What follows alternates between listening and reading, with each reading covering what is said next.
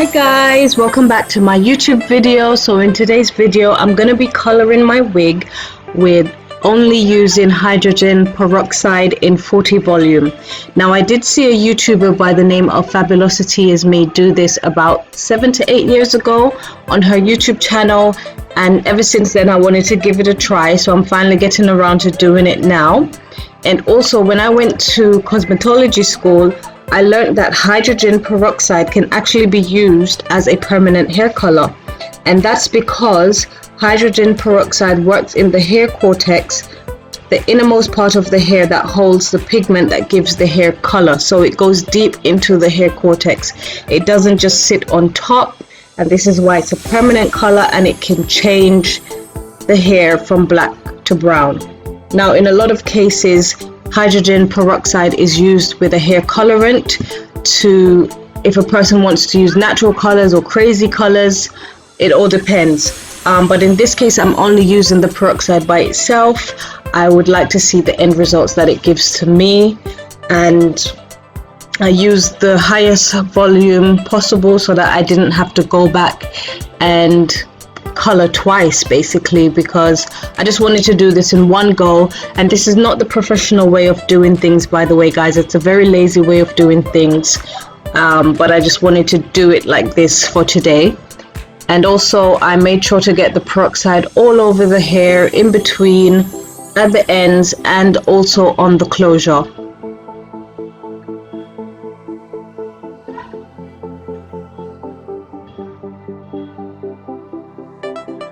When working with these type of chemicals, always remember to wear your PPE, which is your personal protective equipment, and also remember to have lots of windows and doors open so that the room is well ventilated.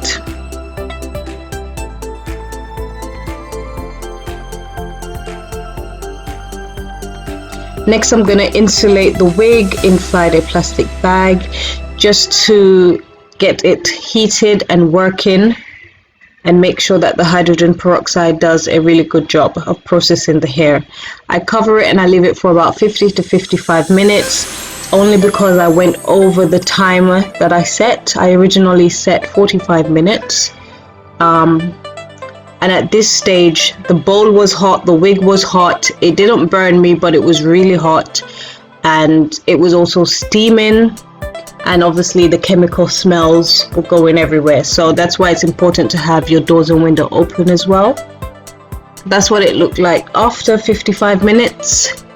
Then I simply wash it with shampoo and conditioner for color treated hair, and this is the end results. Now it gave me a Beyonce vibe, which is kind of nice, but that was not the look that I was going for. So I'm gonna actually section off the hair and color it back a natural brown, because I was going for a brown wig, not a blonde and brown wig.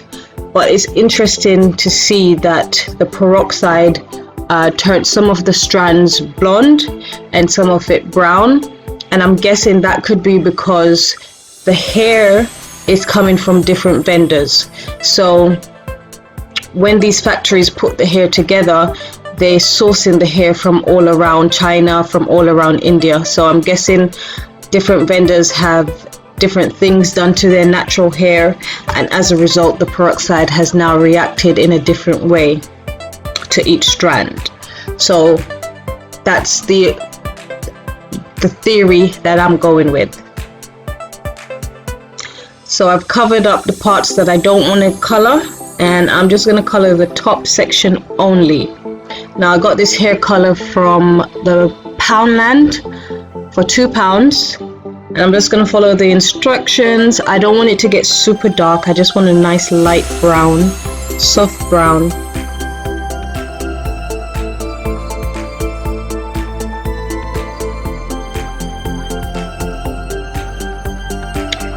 And had I known that the hair was gonna turn blonde and I'd have to color it again, I would not have shampooed and conditioned initially. I would have simply rinsed the product out. So here I am coloring the top of the hair, because I would prefer the top to be brown to suit my face better, to suit my complexion better. and it's not very hard. Again, it's not the professional way of doing things, but I'm just quickly whizzing through this wig and just seeing what I get at the end. Hopefully I don't mess it up.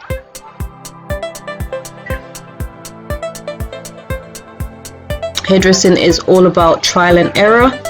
Yes, there are guidelines for some things such as cutting and coloring, but it is all about trial and error. It is all about practice. The more you practice, the better you become.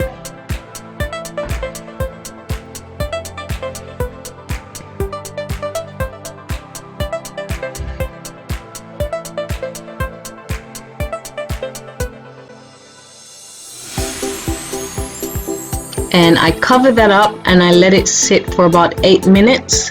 I set a timer on my phone, and then I went to wash the top section only with some shampoo and conditioner.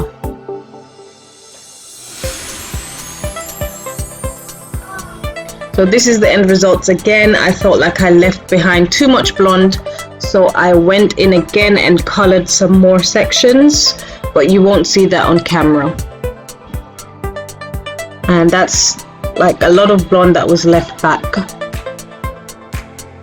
At this point, I felt like the curls did drop a little bit more as well and became a little bit more loose.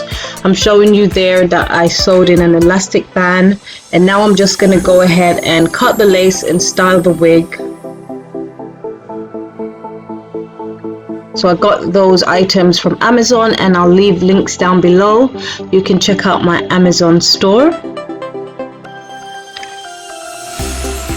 This is the zigzag scissors that's quite popular with a lot of people. I'm still testing it out to see if I really like it, and next I'll be using the razors to see what gives me a more natural cut, a more natural finish. And I'm going in with this brown color spray to color the lace.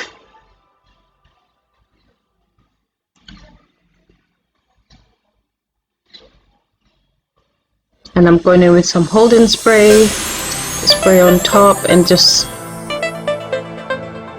blow dry it into place.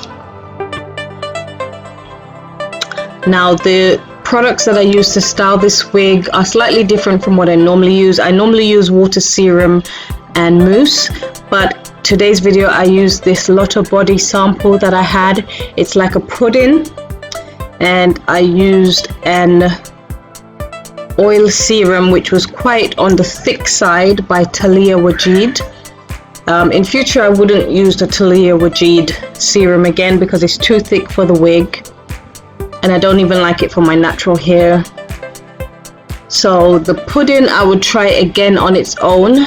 Like, they did style the hair very well, but it left behind a sticky feeling, and I hate when there's a sticky residue that is left behind. So my whole aim here is to basically detangle, smooth, and define the curls.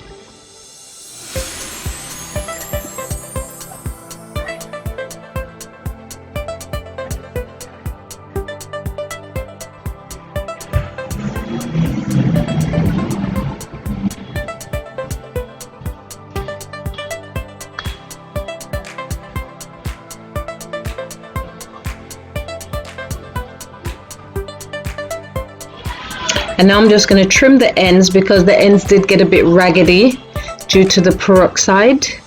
That usually happens to hair once you bleach and color the hair. In future I would use a sharp razor to just cut at a diagonal, but in today's video I was just going around following like a U shape so that the hair would still have some shape at the ends of the wig. And I was cutting only the straggly ends off, not so much the bulk of the hair or the length.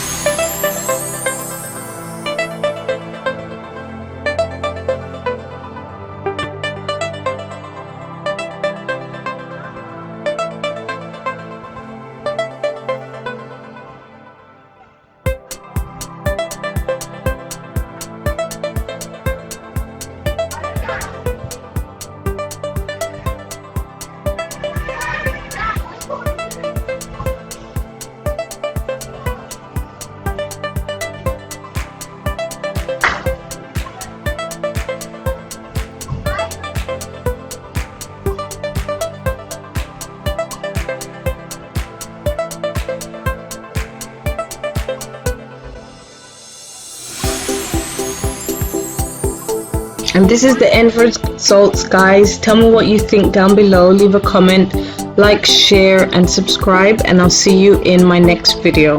Bye.